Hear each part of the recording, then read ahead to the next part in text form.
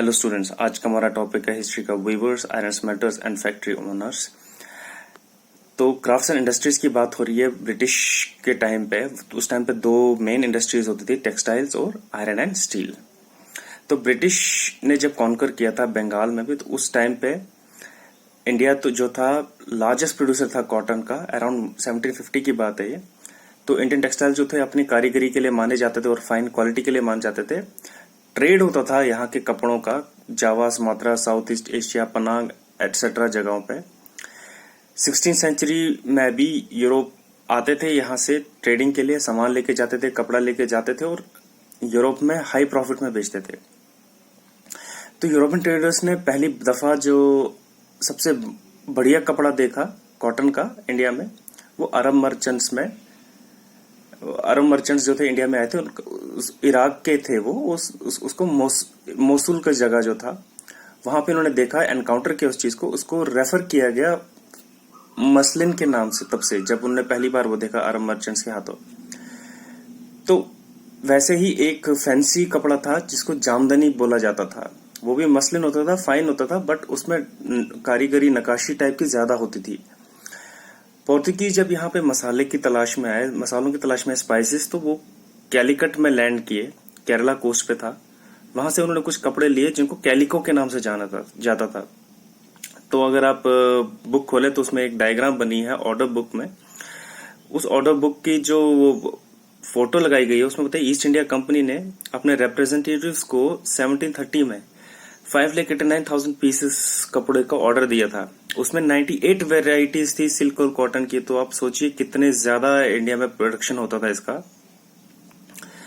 तो printed cotton clothes जो नाम आते हैं उसमें चिंट्स आता है, कुसाइस आता है, खासा, बंडाना। चिंट्स जो है वो हिंदी वर्ड होता है, चिंट से लिया गया है, जिसका मतलब होता है छोटा कपड़ा, और कलरफुल फ्लावरी डिजाइन होते थे उसमें। बांधना हिंदी का एक वर्ड है जिससे बैंडना लिया गया था। बैंडना सुना होगा आपने, तो वो बांधना होता था, मतलब स्कार्फ टाइप का, या जो गले में या हेड पे बना जाता था। तो ये जो कपड़े थे ये जाने पहचाने बड़े फेमस नाम थे उस टाइम पे। कुछ अलग कपड़े थे जो अपने जगह के नाम पे जाने जाते थे, जैसे कासिम बाजार, पटना, कैलकाटा, उड़ीसा, चारपोर। तो जगह के नाम पे कितने पॉपुलर होते थे ये। अब ब्रिटिश गवर्नमेंट क्या थी, इन्होंने 1720 में अराउंड ये बैन ही कर दिया, प्रिंटेड क्लॉथ्स का कर दिया था। और इस एक्ट को देखिए, इंटरेस्टिंग ये बात ये है, इस एक्ट का नाम भी कैलिको एक्ट था। तो ये लोग इंडियन टेक्सटाइल के साथ कंपटीशन करने लग गए। अब जब कंपटीशन हुआ तो एक इनोवेशन हुई इंग्लैंड में जिसको स्पिनिंग जेनी का नाम दिया। उसकी वजह से प्रोडक्टिविटी उनकी इंक्रीज हुई, बहुत ज्यादा कपड़ा बनाया। स्टीम इंजन 1786 में उसने कॉटन टेक्सटाइल जो वीविंग था, इंडस्ट्री थी, उसको रेवोल्यूशनाइज किया। तो बहुत ज्यादा प्रोडक्शन हुआ, इन्वेंशंस हुए, तो ब्रिटिश में कपड़ों की पैदावार ज्यादा हो गई। तो 18th सेंचुरी तक फिर भी इंडियन टेक्सटाइल जो था मार्केट में घूम रहा था, बट उसके बाद कहीं ना कहीं ब्रिटिश ने कंपटीशन किया और इंडियन टेक्सटाइल को मात दे दी। अब तब तक इंडिया में ब्रिटिश का जो था हुकूमत बढ़ गई थी, तो इंपोर्ट होने लगा था बट एक्सपोर्ट नहीं होता था। और उससे पहले क्या होता था कि जब तक पूरा कब्जा नहीं हुआ था इंडिया पे, तो ये लोग कुछ चीजें इंपोर्ट करते थे, उसके बदले कपड़ा खरीदते थे, बट बाद में वो चीजें भी बंद हो गई। वीवर्स वो लोग होते हैं जिनके पास कुछ स्किल्स होते हैं, बुनने का काम जानते हैं, अच्छे से डिजाइन बनाते हैं, तो अपने यंगर वंस को वो स्किल्स पास ऑन करते थे। उसमें से कुछ नाम जो आते थे हिस्ट्री में से, तांती वीवर्स ऑफ बंगाल, जुलाहस और Momin weavers of north India, Sale and Kaikolar and Devangs of south India. अब इंडियन टेक्सटाइल का जो था डिक्लाइन होते जा रही थी आहिस्ता आहिस्ता, क्योंकि ब्रिटिशर्स ने अपनी फैक्ट्रीज बनाई थी, मिल्स बनाई थी। उसके बाद ये हुआ कि यूरोपियन कंपनीज जो है इंडियन गुड्स बंद कर दिया था खरीदना। सबसे बुरी बात यह हुई कि जो ब्रिटिश ने क्या किया, जो अपने कंट्री में जो मिल्स बनाई थी उसकी वजह से जो उनके कपड़े जो थे, कॉटन जो था, वो इंडियन मार्केट में भी फ्लड कर दी, जो कि थोड़ा सस्ते दामों में बिकने लगा। तो अपना इंडियन मार्केट ठप हो गया इनके यहाँ के जो वीवर्स थे उन्होंने अपना काम धंधा छोड़ दिया, कुछ एग्रीकल्चरल लेबरर्स बने, कुछ सिटीज में माइग्रेट हो गए काम की तलाश में, कुछ जो ब्रिटिश ने फैक्ट्री सेटअप करी थी उसमें चले गए काम करने।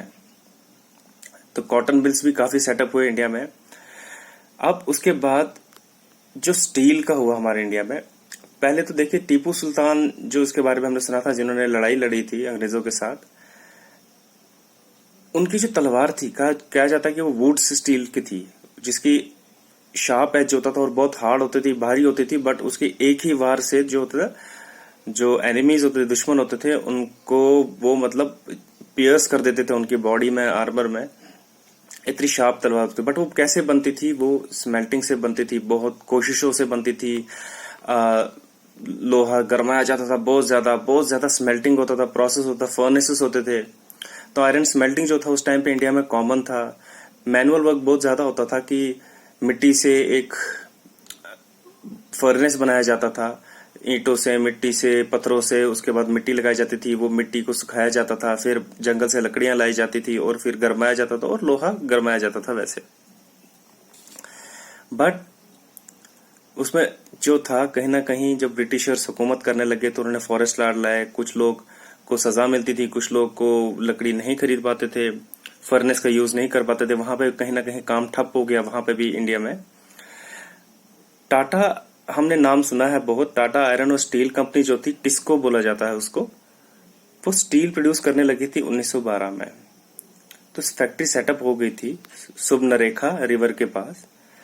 अब देखिए 1912 में सेटअप हुई थी, बट प्रोडक्शन इतना ज्यादा नहीं था। बट 1914 में क्या हुआ, फर्स्ट वर्ल्ड वॉर ब्रोक हुआ, तो ब्रिटेन की अपनी जो फैक्ट्रीज थी, अपने जो उनके जो काम थे, इंपोर्ट थे, प्रोडक्शन थे या आर्मर बनाने थे, तो वो उसमें इन्वॉल्व हो गए।